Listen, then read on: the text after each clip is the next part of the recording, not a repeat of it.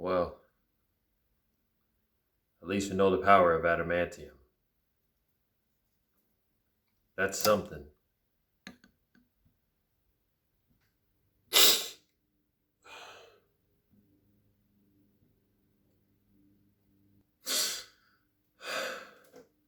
Finally. How's it going, Bobs? Welcome to the next episode on Starling on Sinemas. It's Cinemas with an S. Today, I'll be sharing my origin story on the one that they call me Wolverine. Because I'm the best there is at what I do. And what I do best isn't very nice.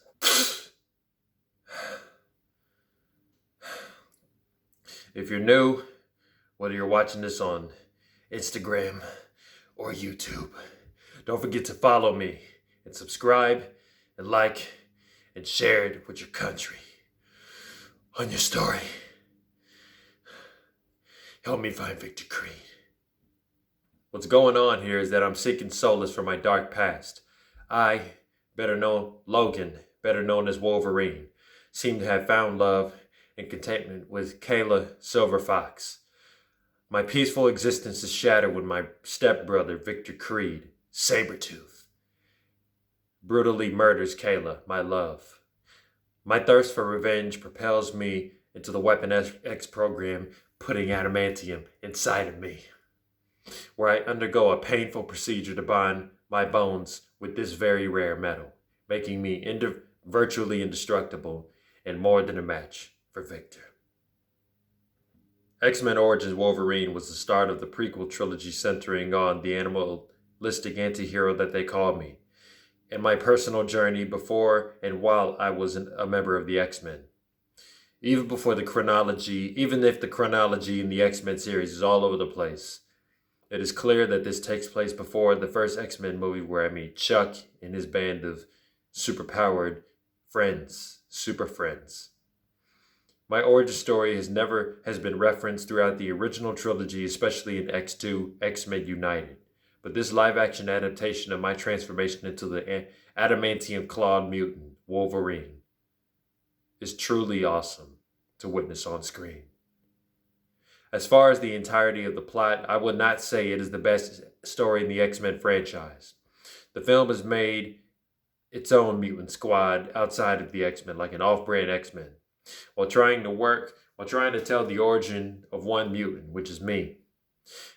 It is not that I don't think this works, but it works better in the sense of trying to drive me out of the war that I've been fighting all my life. That's why you never see me with any dog tags on, because I'm done fighting the wars.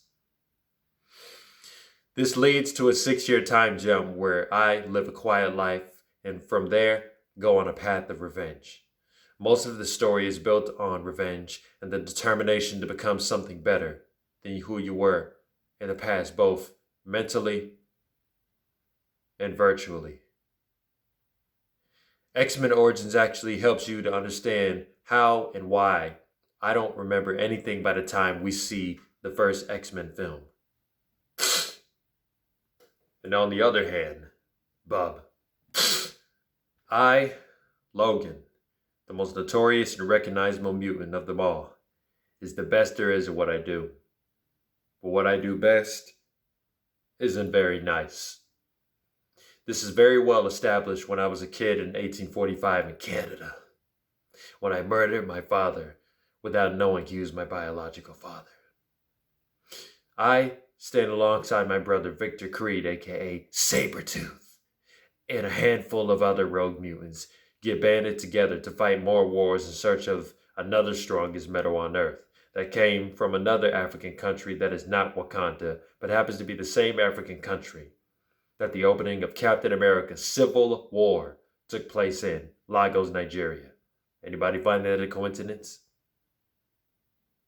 You can expect me to say this a lot. You can expect Sterling to say this a lot, again and again throughout the X-Men series and the Marvel Mondays. But when I say the world building is simply uncanny, I really mean it. When I say world building, when he would say world building, he obviously means the growth of the character roster and how many familiar mutants we see in this entire franchise. The new mutants we see in the X-Men Origins are Wade Wilson, aka the Merc with a Mouth Deadpool, who has no mouth, who looks more like Baraka from Mortal Kombat. Fred Dukes, aka the Blob. David North, aka Agent Zero. My friend John Wraith, Kestro. Remy LeBeau, aka Gambit. Emma Frost, Chris Bradley, also known as Maverick, and my girl, Silverfox. These are the mutants that starred with some mutants that we have already seen before, like me, Cyclops, Sabretooth, and Professor X. But one that we have seen and we'll see again is Colonel William Stryker. I can't remember who he is. I probably will never. But he is no different than how he was in X2 trying to experiment on mutants. He is no different from every other government asshole that you ever see in those movies.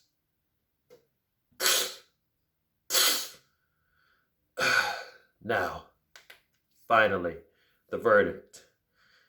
Rotten Tomatoes gives X-Men Origins a 37% score, which means 37% of all Rotten Tomatoes critics recommend Origins. X-Men Origins Wolverine gives us some savage action and a nice cup of new mutants with the side of a mildly cliche plot that is enough to earn the title. That is not enough to earn the title as the favorite among the X-Men films. So I will give it a fair 7.8 SOs out of 10, a C+.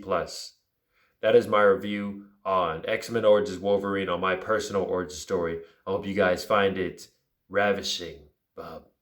You can let me know what you think about it in the comment section below. If you have a different opinion, I'd rather you keep it to yourself. Because if you don't, I'm gonna take your head off clean and slow. And if you try anything, go ahead. You can't hurt me, Bob. You can hurt me, but you won't kill me.